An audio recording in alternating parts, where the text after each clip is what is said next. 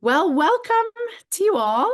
We'll get started, and hopefully, a few more will trickle in. But I see some names here from the registration who would ask questions, so very excited to see you here. Welcome to the May 2024 edition of AMAASE, Ask Me Anything About Social Enterprise. And this is your opportunity to bring your social enterprise questions to a panel. My name is Leah Bordelin. I work at the Trico Foundation Social Entrepreneurship Center at the Haskayne School of Business. Feels like a bit of a mouthful. And today I am very happy to be your host. A quick note, a couple notes. Today's session is recorded for those who are unable to attend the live session or want to go back and rewatch a discussion. So just to let you know that this is being recorded. And also, while our panelists are wise, they are providing you with information and not advice. So they are not able to provide you with official legal advice. Before we dive into meeting our panelists, I would like to acknowledge that the University of Calgary is situated on the traditional territories of the Treaty 7 region in southern Alberta. And this includes the Blackfoot Confederacy, comprising the Siksika, the Piikani, and the Kainai First Nations, as well as the Tsuut'ina First Nation and the Stoney Nakoda, the Chiniki, Bearspaw, and Good Stoney First Nations. And the city of Calgary is also home to Métis Nation of Alberta districts 5 and 6. If you would like to share where you are situated today in the chat, that would be wonderful. All right. So welcome. We've got yet more Treaty 7, so welcome. We were just talking earlier about, how we're pretty happy that the rain has stopped as much as we needed it. It's nice to be looking forward to some warm weather, finally. Before we get started, there are some folks here who are coming armed with questions, or we know what your questions are because you submitted them when you registered, and some of you might be here for other reasons. So let's do a bit of a chat waterfall to let us know what you're kind of hoping to get out of today. So a chat waterfall is when you write, and then I'll say, okay, hit send. And then everyone hit send at the same time, and we get like this waterfall chat of why you would like to be here. So I'm going to put mine in. We can all do ours. All right. So go ahead if you're done, and you can hit your enter. And we'll see what you have to say. Oh, I like the way you framed that one, Brian, what they're plotting. Okay, so interested in academic research materials, what they're thinking about in terms of social enterprise activity, avenues to connect with not-for-profits, embracing the learning, wondering. Awesome. That's great. Okay, so before we get started on that, I would like to introduce each of the panelists. We have 3 panelists today. And I'm going to actually ask you to just also tell us a little bit about the organization that you represent, so that gives people a bit of an understanding of where you're coming from today. So first, I would like to welcome Dan Overall. Welcome. Dan is with the Trico Charitable Foundation. Do you want to tell us a little bit about that? Sure. Trico Charitable Foundation is a private foundation. We focus on social entrepreneurship. We've been doing that for about 11 years. Probably do everything you can imagine in relation to social entrepreneurship. We fund it within the rules of the Canadian Revenue Agency, which governs private foundations. We've commissioned research, we've held events, we provide training, we provide reports, studies. Again, everything you can imagine about social entrepreneurship, we've probably done it over the last 11 years. Great, thank you. Next, I'd like to introduce Brad Andrews. And Brad is with the Social Innovation Hub. He's their Social Innovation Manager. Yeah, hi everyone. Nice to see you all. As Leah mentioned, I work with the Social Innovation Hub, but also with the UC Social Impact Fund. Both organizations are looking to support essentially social purpose organizations who are somewhere on the spectrum of having developed a prototype and to getting their first investment, if that's the path forward. So the fund that I work with supports, early stage organizations, for-profit and nonprofit, trying to catalyze impact coming back to Alberta and Alberta communities. Great, thank you. And last but not least, we have Brian Hill joining us today from Momentum. Yeah, hi everyone. Thanks for having me on the panel today. Good to see a crew of folks who are curious, excited about, passionate about social enterprise. The primary hat that I'm wearing today is representing Momentum. And so we're a Calgary nonprofit. We connect people who are living on lower incomes in the city of Calgary to economic opportunities. We do that through tech training, trades training, small business startup and microloans, as well as financial literacy, financial empowerment. And the work I get to do at Momentum is in supporting our own kind of internal social enterprise activity, where we are charging fees for programs or services that we operate that both have a financial impact and also a community impact. And then the other hat I'm wearing is I'm a co-founder of a local e-bike company. And we kind of view ourselves as a bit of a social enterprise too. So there may be some perspectives I pull from that along the way. So yeah, thanks for having me. Great, thank you so much. This is going to be a good conversation for those of you who joined after we got started. In case you're not sure where you are, you're at an Ask Me Anything about social enterprise session. And so now I invite the audience to ask anything to the panel. You're welcome to unmute, to raise your virtual hand, or type your question into the chat. And of course, we do welcome you to turn on your video if you feel comfortable doing so. And please don't worry about questions being, too silly or too early or anything. That is the purpose of this, is to ask any kind of question you feel comfortable with. So, is there anyone who would like to start us off? I guess I'll start. So I kind of heard about this through Leah, because I volunteer for a lot of her entrepreneurship class as an advisor. And then I work for a not-for-profit. We have a not-for-profit that's affiliated with CPA Alberta. And most of what we've done in the past was just hosting events and connecting CPAs with local not-for-profits so they can fill some of the board seats, and specifically around treasurer roles. And then sometimes they look for, we'll do references to if they need some tax help and stuff like that. But what we found over COVID is that since the CPA kind of starting more of their job board and stuff, we find that we kind of outgrow our purpose, because a lot of stuff that we were doing stuff before were already being filled by technology.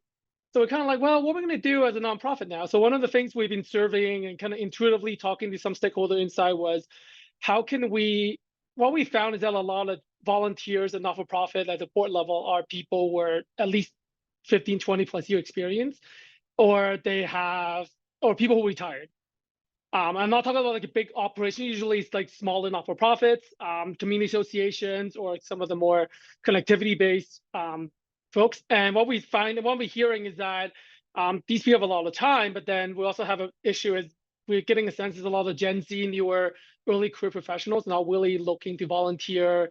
But there's also a skill gap within kind of the finance sector in terms of strategic thinking and problem solving outside of the context of work. So we're like, it'll be really interesting. We pivoted and do more of that space where we try to come up with kind of like a programs where we can help early career CPAs to get into some of the board positions, help them grow the career that way, but at the same time, help fill some of the needs. Because I can see in 5-10 years time, when all the retirees are done volunteering, we're just gonna have a huge gap down the road. So we're kind of looking at that, because I know there was a couple of not-for-profits in town where they're looking at helping empower women to go into elected positions. We kind of take an inspiration from there, be like, can we do similar things for kind of early career CPAs and stuff? But right now, I think we're at the point of doing problem solution fit.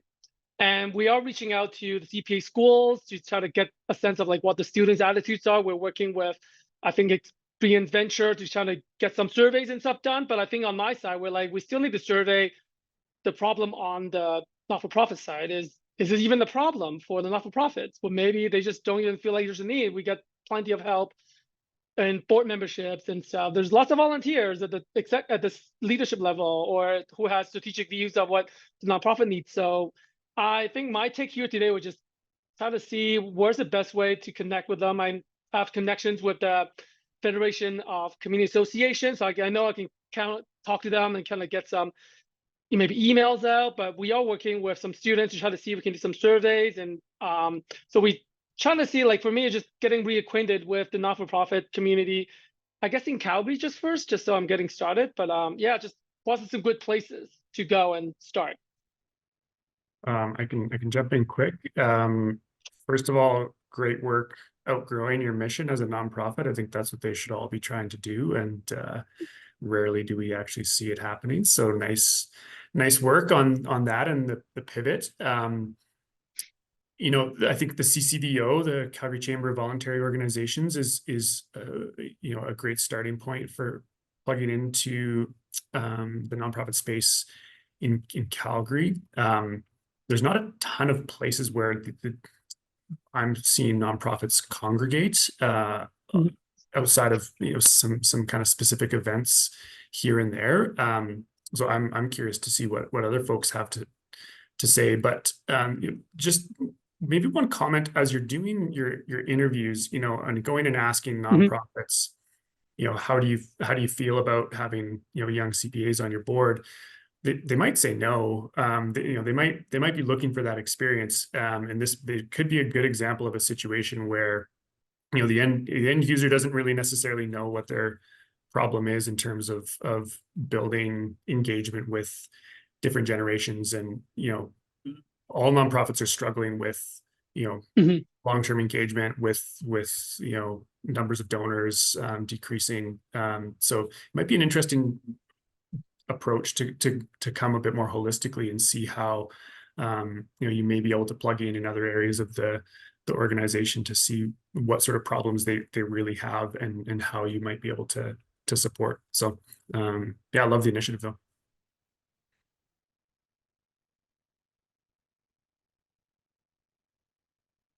Thank you. Thank you, Brett. I like what Brad said a lot. I was going to say CCBO as well, so I think that is probably a really good channel. This is just from recent Googling, but volunteerconnector.org looks like they're trying to do lots of matching between nonprofits and volunteers. The Momentum Experience, I would say, well, anyways, I would just volunteer. We can fill out your survey if it's helpful once you develop it. Happy to do that. And then I would say I would agree. Like, I would say our challenge is finding I think we can find volunteers always, and even the ones with the right skill set. But it's like kind of from diverse backgrounds is where we would struggle most in that governance recruitment piece. So having some younger folks who are ready and excited, like to jump in, and having a bit of a funnel or a pipeline would kind of help to alleviate a bit of that pain point. So just wanted to speak to those items. Yeah, CCVO is the one that occurred to me. I seem to recall a year or so ago, there was somebody who was thinking about creating an organization of getting youth more engaged in board volunteering. I wish I could remember the name of it. Sorry for that, but just to let you know, there might be something out there. And this isn't a direct fit to what your question is, but I heard of an event in May by an organization called Board Leadership Calgary. They might be an organization that could be of use to you. I totally hear you on you're wanting to focus more on the not-for-profit side of it, but who knows, maybe Board Leadership Calgary might have some linkages that can help you out. All right. Thank you. And Debbie, you've had a couple of things you've written in the chat. Did you want to add anything?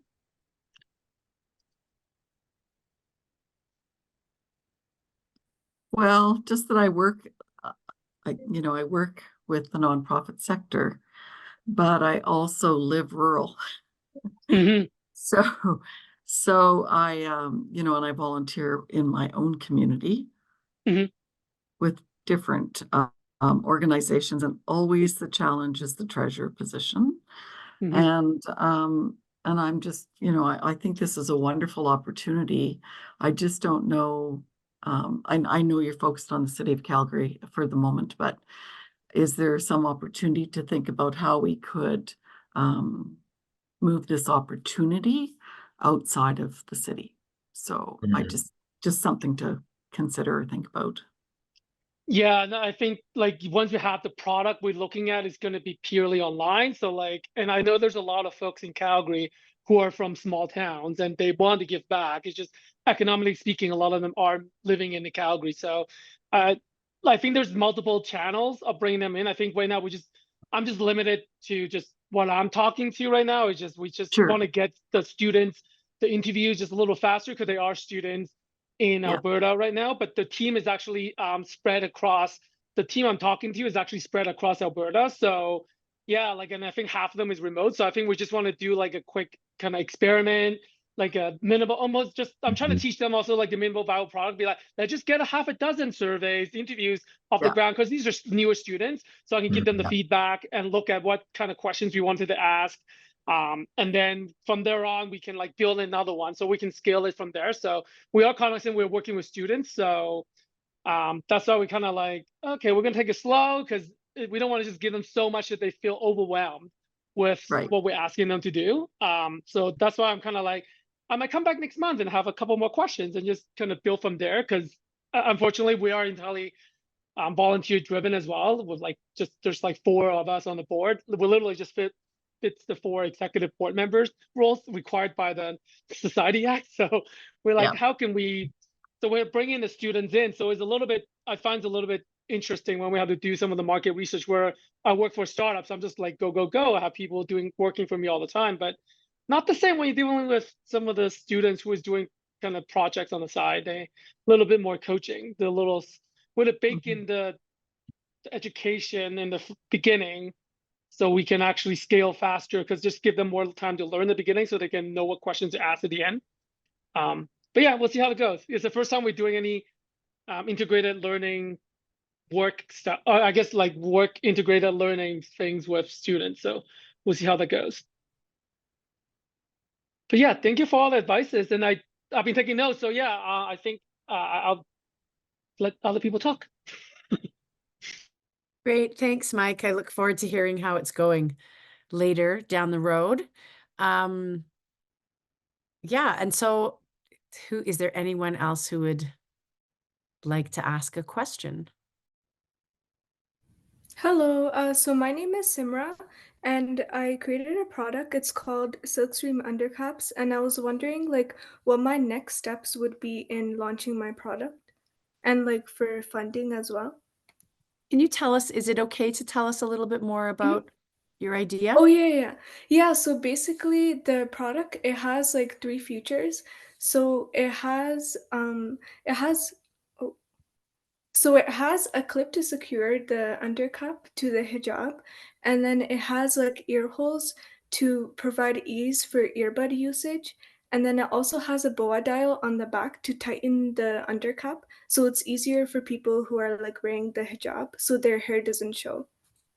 Do you first panelists, do you have any more questions that you feel you want to ask about that before she gets to, and what were your questions again? Simra, what's your sort of, why don't we start with one question? Yeah. Funding? So my funding and then like what my other steps would be in order to like launch my product into the market.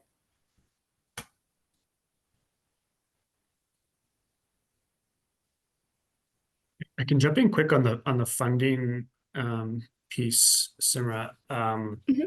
It sounds like you're pretty early in terms of the development here, which is fine.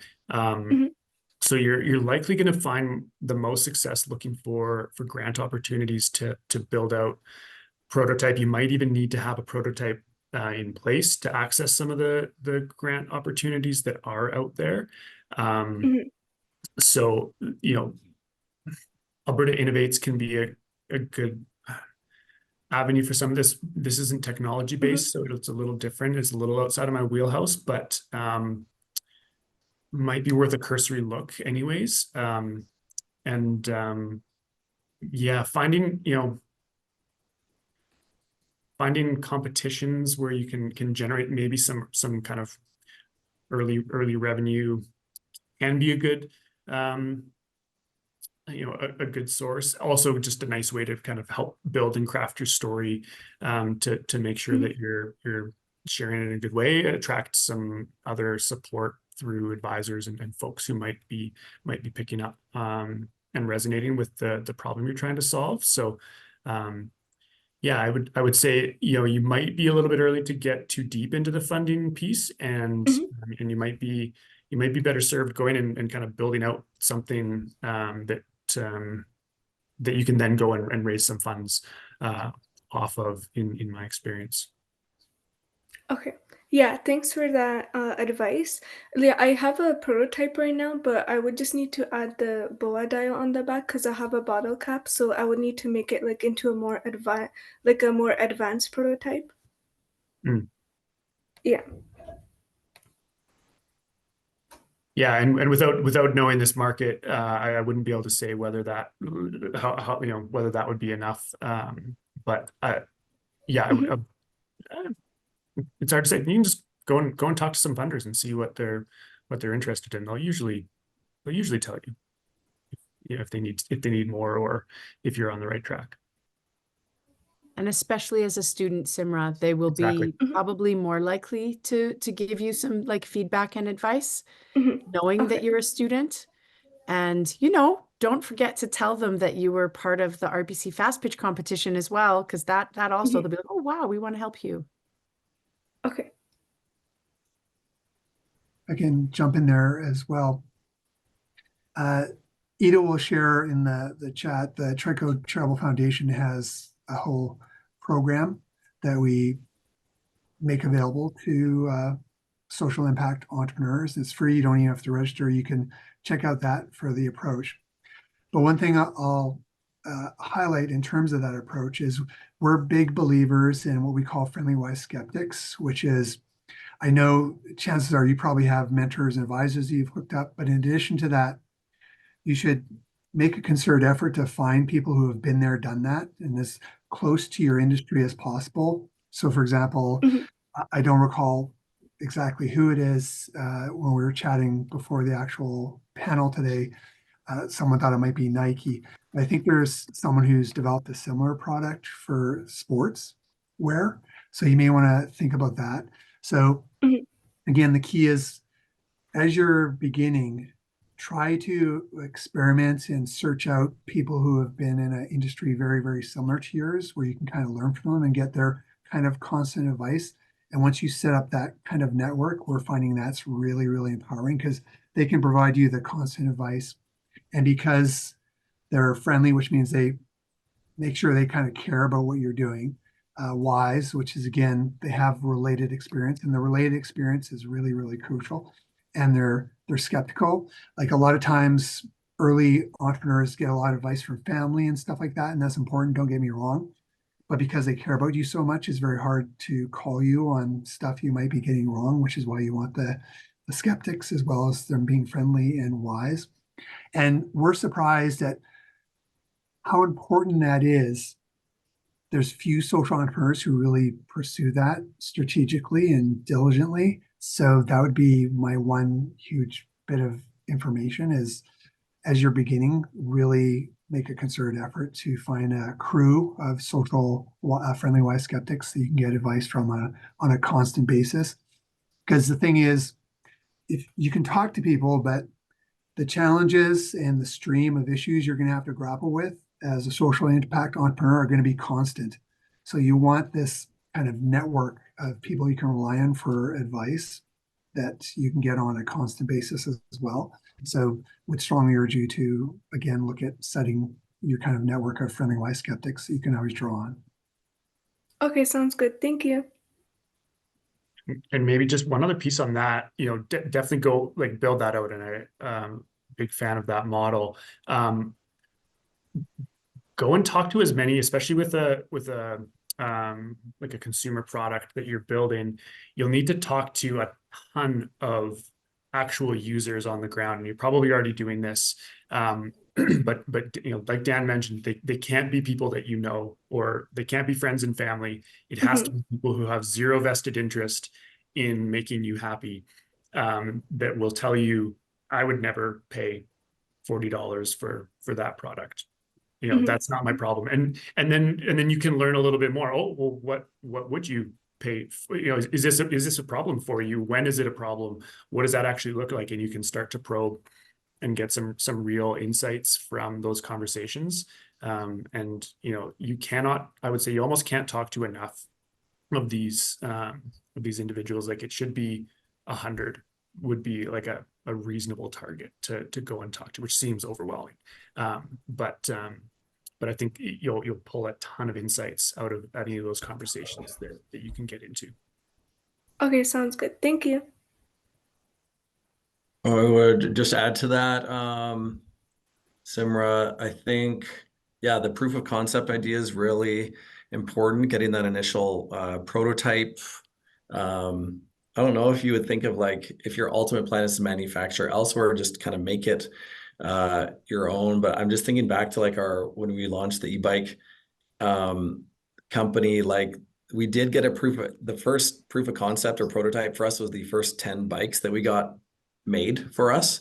And we actually didn't know if they were going to be good bikes or not until they arrived.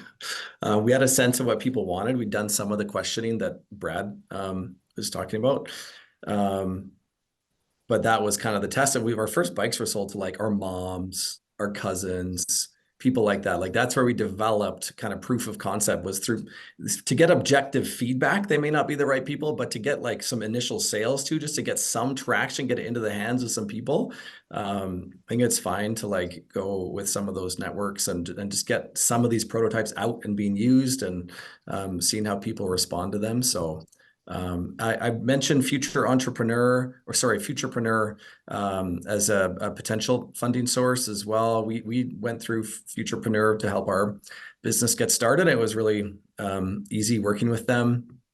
And then where I work right now too, Momentum, we do have a microloan pool. So you could look into some of our, for everyone that takes a program that results in writing a business plan and getting ready to launch, there's the possibility to apply for a microloan there. So I can put some info in the chat on that front. But yeah, keep going. Sounds like a really cool product idea that you've got. Thanks for sharing it.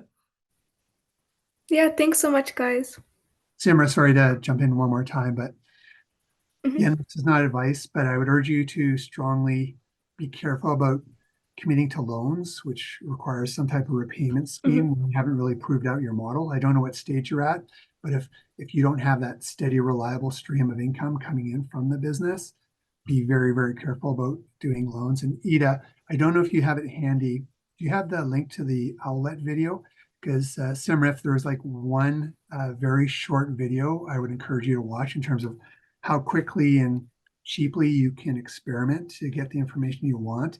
The outlet video, which actually are students, puts on an absolute clinic of just how amazing and quickly students can actually experiment on an idea that then actually leads to Momentum, not the organization, but the idea of progress. And then actually that creates itself funding opportunities and other supports. So I think it's about like a 7-minute video, but I would strongly urge you to check out. Hopefully you'll find it quite amazing. Certainly we found it hugely inspirational, and we actually use it in our teaching materials. All right, great. Thanks so much. And thanks for joining and asking questions, Simra. All right, well, Leanne, can I pick on you to ask your question? You submitted a question earlier, and maybe instead of me reading it out, you could share a little bit. Sure. Yeah, I don't actually remember the specific wording for the question, but just looking at prototypes that are often created as a result of social innovation that may result in social enterprise. I mean, I realize social enterprise is a mechanism in many ways to address a problem. But are there specific prototypes with social innovation that stand out as clear, like, okay, this makes sense for a social enterprise? That just examples, if you can think of any. If you can't think of any, it's not a big deal. That's what came to my mind. Could you share that last question again, just one more time, Leanne? Could you Sure. just answer again? Sorry. So I'm looking at social innovation, and from the perspective of, you know, if it was an engineering innovation, you might have a patent or a license or a, you know, a prototype or something like that. I mean, what does it look like if it's a social innovation? And the first thing that comes to mind is a scalable prototype, right? So we have an example, I'm in Edmonton. We have an example here of a researcher who did some work for a community and then sort of looked at it and said, okay, this is how we have solved it for a community. Now, how can I make that more applicable, and is it more applicable to other communities across the world, right? So as we're looking at social innovation, sort of starting to go, well, what does this mean for other groups that are facing similar problems? And then I'm thinking about the connection to social enterprise. And I'm just wondering if there are prototypes that you know of that have come out of social innovation exercises, research, whatever, and that get flipped to social enterprises.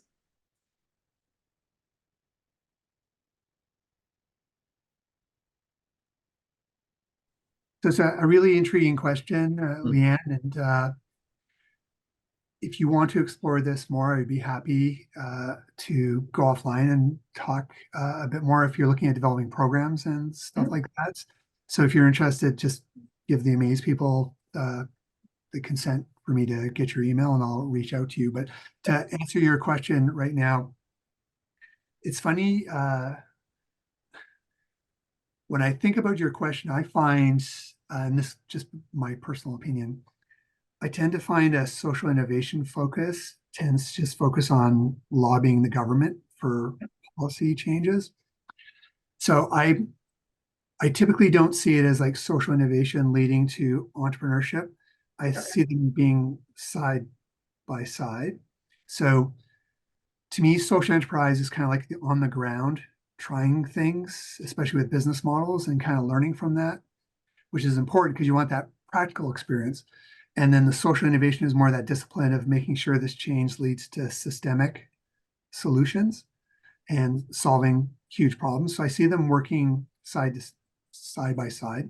And one of my favorite examples, I don't know if you're aware of it, is AMAASE, who's the absolute Canadian treasure. His second daughter was born with Down syndrome. So that got him involved in looking at social innovation, social enterprise that related to parents who are trying to help their children who had some type of disability. So Ada will post, we've did a little profile of how that kind of initial impetus led to some social innovation changes, which led to a social enterprise, which then led to some more social innovation. It's just kind of like amazing how they're always kind of feeding off each other. Another one that's a bit higher level is we used to have a social enterprise award. It was a national award for the kind of best and brightest of Canadian social enterprises. And we did Fogo Island Inn. And I remember distinctly some of the jury people were going, well, how can this idea possibly scale? It's like a hotel that's very focused on nurturing that specific community in Newfoundland, right? And of course, the key was Zita Cobb, who's the founder of it, is not scaling the hotel. She's scaling the idea of if you fully understand the power and unique magic of your community. So they've now created this place-based strategy process, which are now scaling to other communities to use a similar model. And another example, and sorry if I'm like flooding you with examples, but my favorite example is actually First Book. So I'll try to be as quick as possible in this. So First Book was created by Kyle Zimmer. She was a corporate lawyer and she would volunteer in community learning centers. And she noticed that the books she was using were very dated and they were like, you know, all torn up and stuff like that. So she investigated a bit more and she found their kids in poverty rarely have a book of their own. And she thought, this is a huge tragedy. And she immediately intuited that just a kid in poverty owning their own book creates this pride of ownership. It plants the seed of loving to read, which is then plants the seed for loving to read and things like that. So she created First Book.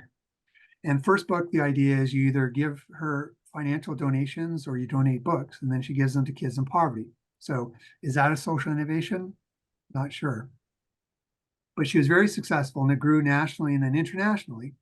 And she wanted to create a social enterprise so that she could generate revenue, then to kind of spend on experiments and things that she wanted to do. She was right kind of grant-based, which kind of dictates how you spend the money, right? Mm-hmm. So she came up with this idea of, because she had gotten so big, she had created these supply chains where she had trucks and warehouses for all these books that were being donated.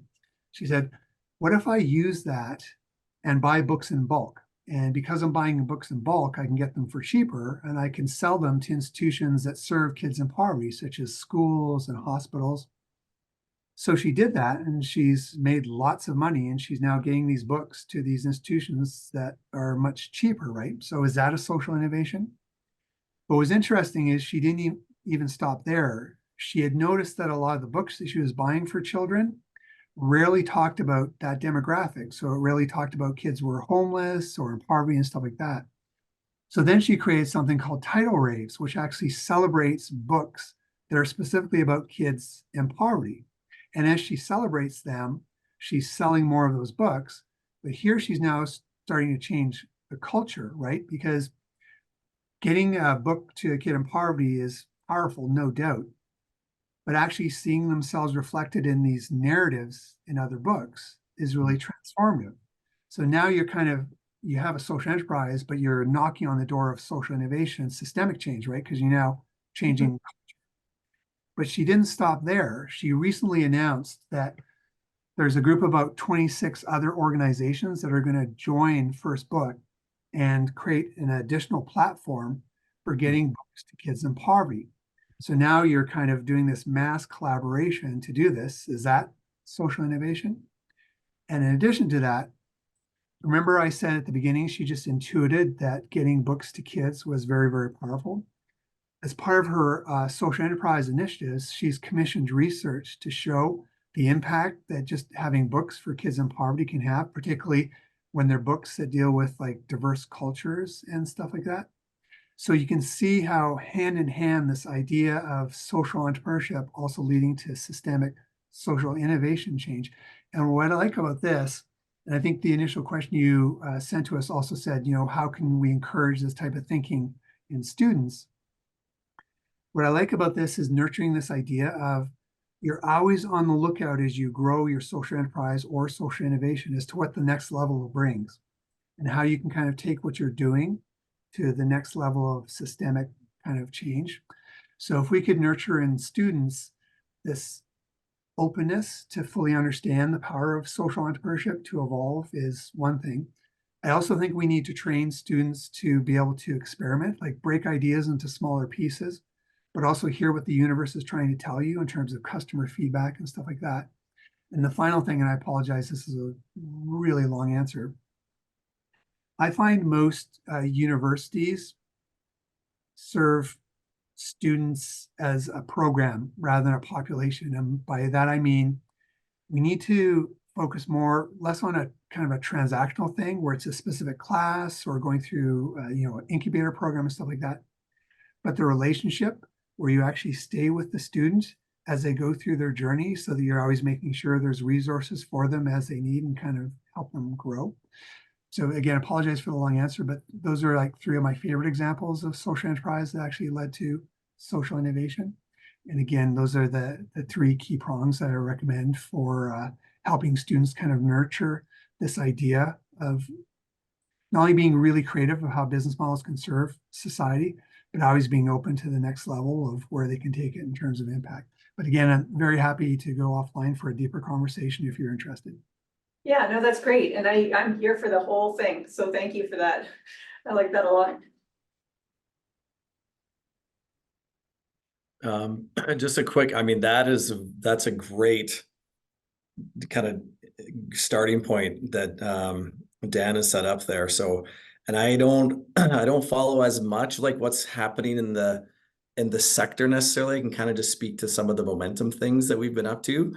So I share these just as examples that may like help respond or spark some thinking. But one is that we've got financial literacy curriculum that we've been delivering for like 20 years to folks living on lower incomes. And it's written in a way that's kind of low literacy, can connect with any adult learner level. And probably about 10 years ago, we were like, how does it become more than just like us offering workshops to people? Like there's only one of us, only one building. Like how do we kind of bring this more to scale? And so the path that we ended up pursuing was licensing the curriculum and building a train the trainer 2-day kind of training model where nonprofits would pay, they take the training, then they'd get licensed to share the curriculum with their own participants or constituents that they work with. And then a few years after that, we ended up training another trainer. This is getting kind of meta, different levels of training happening. But so now there's organizations in Saskatoon, and they're training others on the curriculum. So you just see like it's just one path to potentially pursue to that scale is the training and replication model. And the cost that we charge for the training, but it's definitely not a net surplus for us. It's more of kind of a skin in the game charging to pass it. Like it really connects to our mission. So we love that that's just getting out into the community and into hands of people. But I just share that as one example, if it's helpful. And did you find that people were willing to take the training and become the trainer? Oh yeah. Lots of interest. I think we do like 50 organizations a year or something like that in the training. Again, like I think they pay like $200 for a 2-day training. Yeah. And that's it. And the licensing, they sign over they agree to some terms of how they use the curriculum, but there's not a big, multiple $1,000 payment just to be able to use it. We explored that for a while as a social enterprise model, but we just felt like it's too much of a barrier for nonprofit organizations to be able to afford it. There's so many smaller literacy organizations across the province that just can't put the money towards it. And it's so related to our mission that we kind of took we kept it funded through other sources, plus a small amount through the fees that are charged. You collect any metrics on it? The outcome of it? Like, so for the examples in Saskatoon. Yeah, we expect them to report on outcomes. Okay. Yeah, totally. That's part of the deal. Yeah.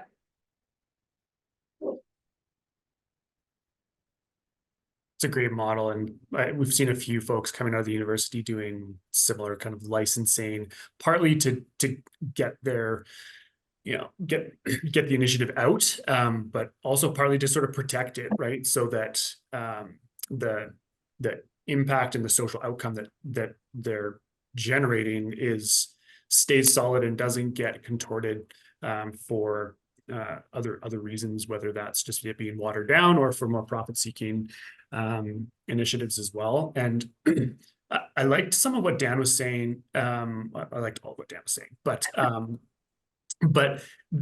this idea that it's an iterative process and not social innovation into social enterprise, and that's the track, because a lot of social entrepreneurs, once they're in that space, start to associate with the broader innovation ecosystem. And in that ecosystem, you need to then get on the venture capital train, which is a one-way ticket, and it's hard to get off. So, and we've seen a lot of, you see a lot of mission drift happen there. A lot of investors have very specific desires of what you're going to do. And even if you've identified a really cool new opportunity to drive systemic change, there's no getting off the train to go and do it, because that's not leading you to your next round, right? So presenting some of those different opportunities, I think, and discussing those more, Dan, is just very needed, I think, in this space. Yeah, that makes sense to me. Dan, I think I'll follow up with you to try and find out more. And of course, there are many more questions, so we'll probably ask that one-on-one. I appreciate all your input. All right, great. Thanks. Thanks, Leanne. Is there anyone else who has a question for our panel today? You can write in the chat or you can unmute and share your thoughts. Less of a question and more of an appreciation. Just wanted to say thanks for hosting this space. It means a lot to be able to break out of our silos, our shells, and whatever caves we might be hiding in for work. And it's really such a pleasure to be able to hear brilliant minds, the passionate spirit, and an eager community. Just it's a different cup of coffee in the afternoon, and it's very appreciated. So thank you. Well, that I wasn't going to ask my question because it's just too boring. But that lovely comment by Stacy brought me out of my cave. I've been head of business development for a major energy company, superintendent of schools, changed careers to be in education and system development, write books on systems thinking, teach our doctoral students on leading entrepreneurship and innovation. Got a new course, designed and approved, but I'm too far from the ground. And I can tell in this meeting, I apologize, Daniel, your answers, Brad, fantastic, Chris. But I'm kind of wondering if there are any bodies of reading and research or centers around the world that you kind of look to for the academic frameworks. Something like Leanne was talking about, the frameworks that help us to describe and explain to those students Daniel mentioned, such important work, practical, we do experience-based learning. The methodologies are all engaged and live, and we'll hope to situate them in the world. But academic frameworks, research on how well they work, certain approaches work and don't work, anything, any hints, any names, any authors. I've just found the Trico site from Ida's wonderful work. Thank you so much. That was my question. Any sort of conceptual frameworks that really stick to you from the weird cave of academia? So Yeah, oh, go ahead, Red.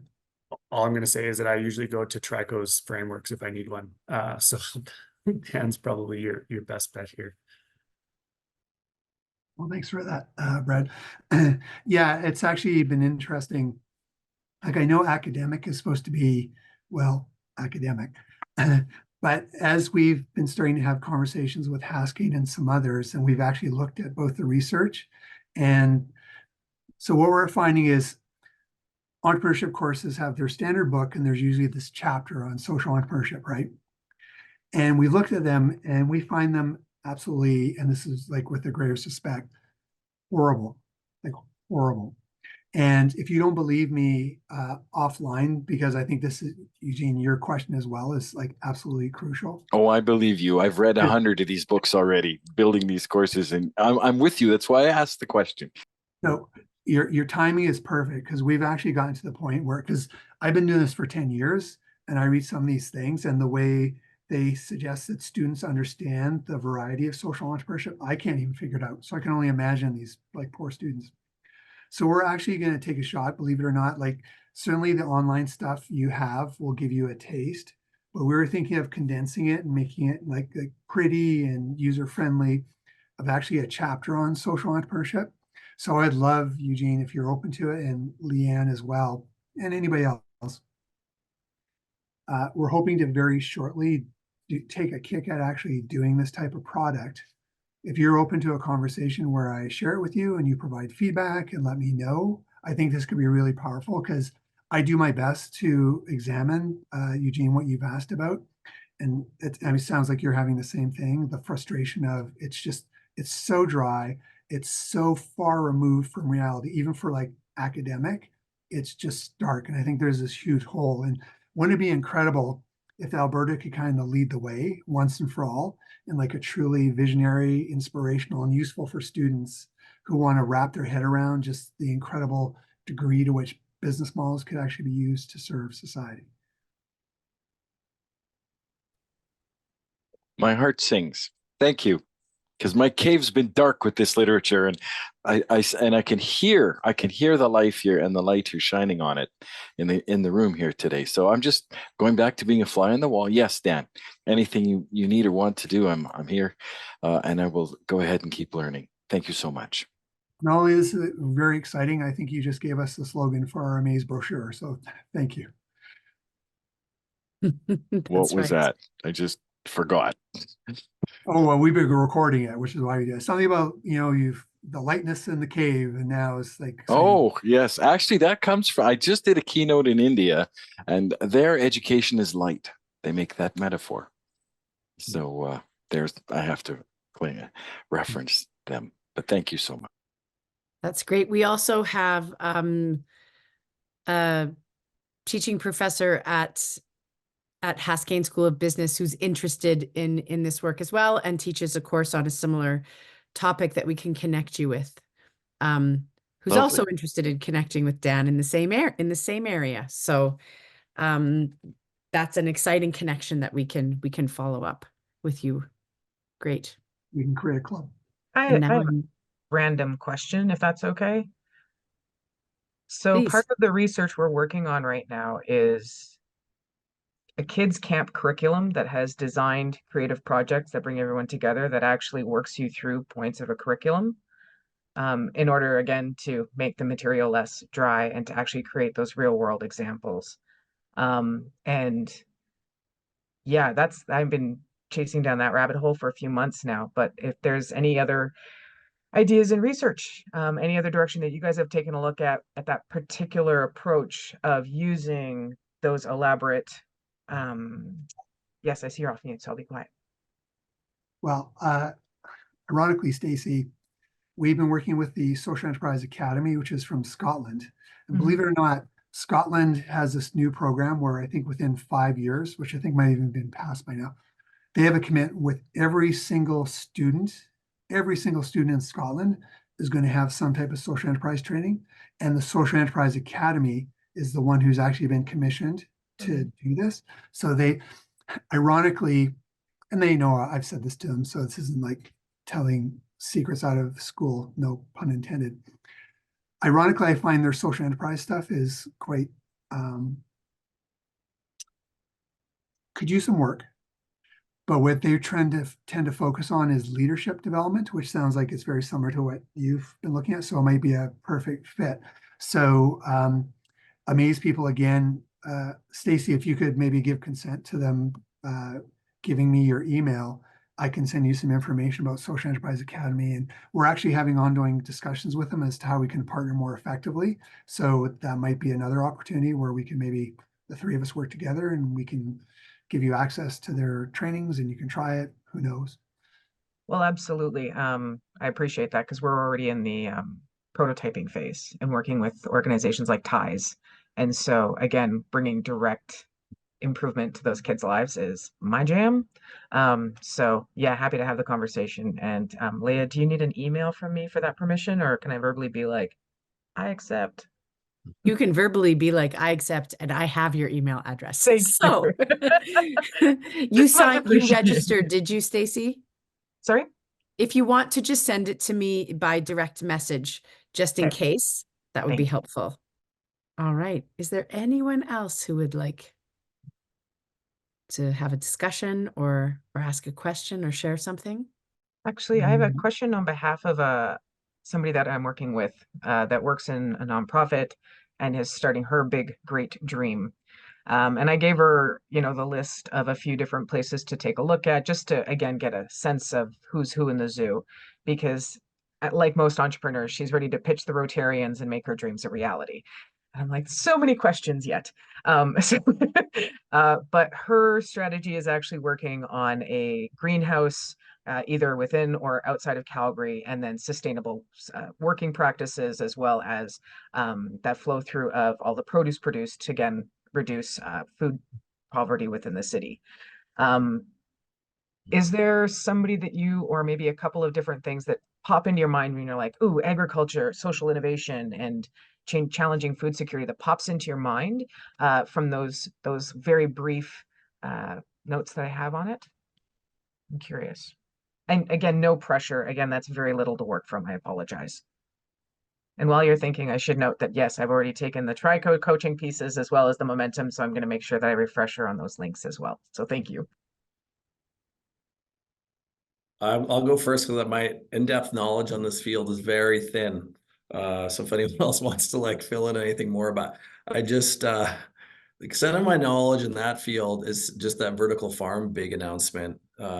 It's super fascinating. Heard about it on the radio, and all that to say, it seems like it's lining up with something that government would be really interested in, and we like, yeah, through momentum, like we've tried pilots and experiments in different kind of social enterprise arenas, and sometimes they are funded by government.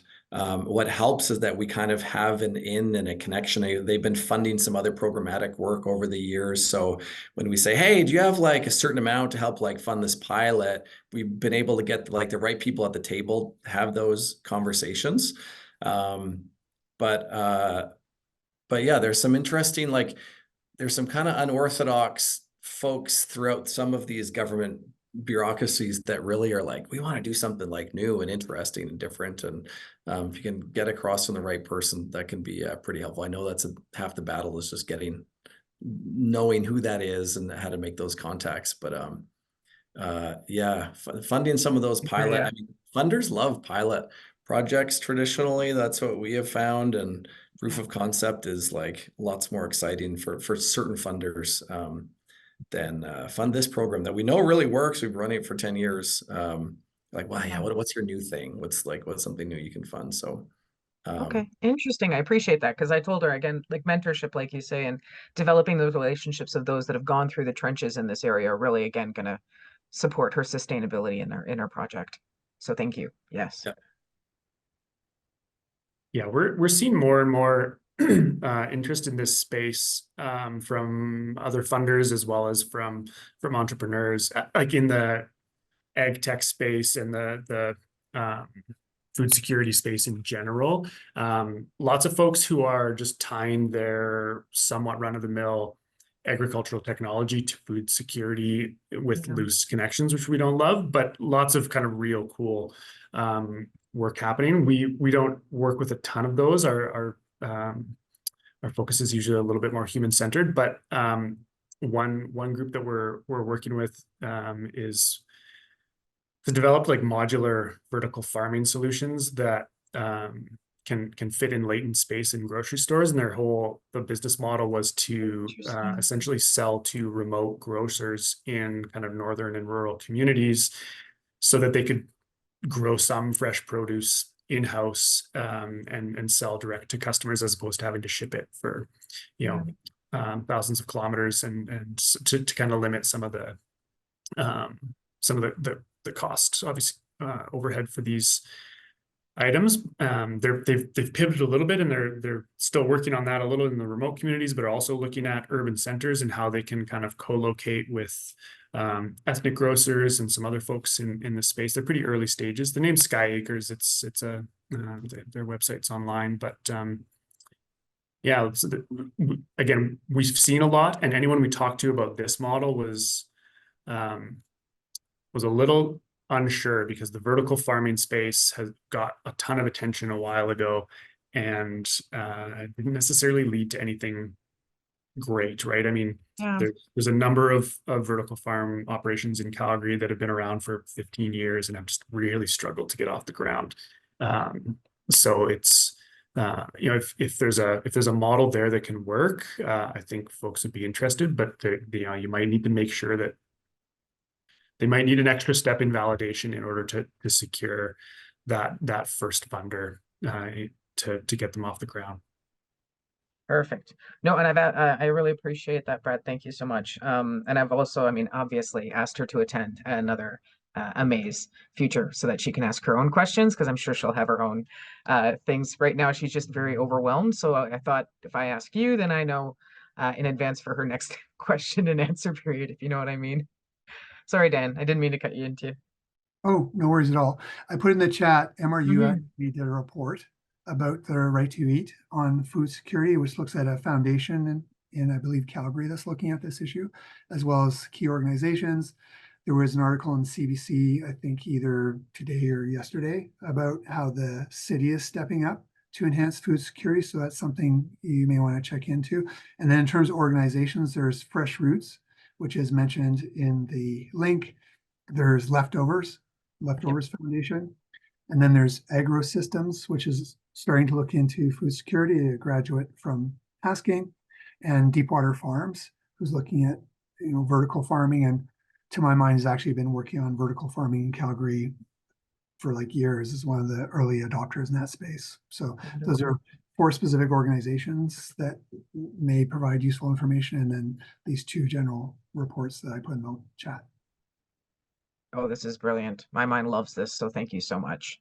And again, this to me is, and it also sounds like from you gentlemen as well, it's not an uncommon conversation right now, and being able to put our brains together to create some amazing solutions is a win-win-win. So thank you so much. Excellent. Thanks, Stacy. Is there anyone else who would like to ask a question? So while we're waiting for questions, I did note in the waterfall at the beginning, someone was wondering what the definition of social enterprise is, or what a social enterprise is. There is no technical definition in Canada. So when you get someone's definition, you have someone's definition, and that's about it. The way Trico defines it is, social entrepreneurship is using business models to solve a social problem. Social entrepreneurship is the activity, social enterprise is the organization or venture, and social entrepreneur is the person. We've done about 100 surveys about attitudes about social enterprise, and it's eerie. 80% of people use different words, but it does, as far as we can tell, come down to this basic idea of using business models to solve social problems. So take that for what you will. That's so fascinating. That's just so fascinating. And it's been a long time since I was in hardcore business. I still love it. But a business model is predicated on a profit, usually, or return on investment. And the social improvement you mentioned you found in the surveys, could you connect that for me? How do you talk about profit and social benefit in the same sentence to average folks? We need a conversation about profit, because I think people don't understand just how flexible it is. So one thing, technically, you don't need a profit to survive as a business. You need to break even. So it's like number 1. Second thing is, profit is so fluid in the sense of profit could be a penny, profit could be $1 trillion, right? So people need to understand. And then there's the additional nuance of what you do with profit, because there's a huge difference in taking your profit and reinvesting it to enhance your impact versus putting it in someone's pocket, right? Which is the whole greed, et cetera, right? So people, when they hear the profit debate or profit maximization, they're turned off by the idea of business models serving social needs. I think they're unaware of these nuances. And part of the challenge, and I'm hoping, this course that we're working on, Eugene, we're working on together. One of the key things is awakening students to these varieties and nuances and possibilities when it comes to how we actually understand profit. And I'll do one capper in terms of returning to my pet peeve about these chapters on social entrepreneurship. One chapter I read literally said, social entrepreneurship sees problems as opportunities. And I appreciate where that's coming from, because the essence of entrepreneurship is, people see problems, we see opportunities. So I kind of get it. But when it comes to social problems, that kind of left me cold, like seeing someone's social problem as an opportunity. So the way I would like to phrase it is, using social entrepreneurship is a tool that more effectively solves the social problem, right? So again, if we could change this attitude, because a lot of students I find walk away from this because they think it's about greed, or it's about using someone or benefiting from a social problem. And it's not really that, right? It's, again, bringing this additional tool, which is the incredible possibility of business models, to actually solving social problems. So yes, let's have the nuanced conversation about profit, but if we can kind of seize the conversation of social entrepreneurship being about more effectively solving social problems as opposed to lining our pockets. I think that's the kind of culture change, talking about social innovation, that we need to make. And I bet you most students who hear about social enterprise don't make that connection. So part of our job is helping them kind of realize that these are actually one, we can control the conversation, right? So what conversation do we want? And once we realize we have the power to control the conversation, let's steer the conversation in this way. That's a gracious answer. And my question had embedded in it an outdated version, understanding of business models. You've brought it up with CSR and the rest of it, so thank you. And just one final thing, and this is probably overkill. One of the most profitable businesses on the planet right now is Amazon. Took 20 years to make a profit, right? So I hear you on this idea of, you have to make a profit to be a business, but the it can take a while, right? And we need to have that patience for social enterprises.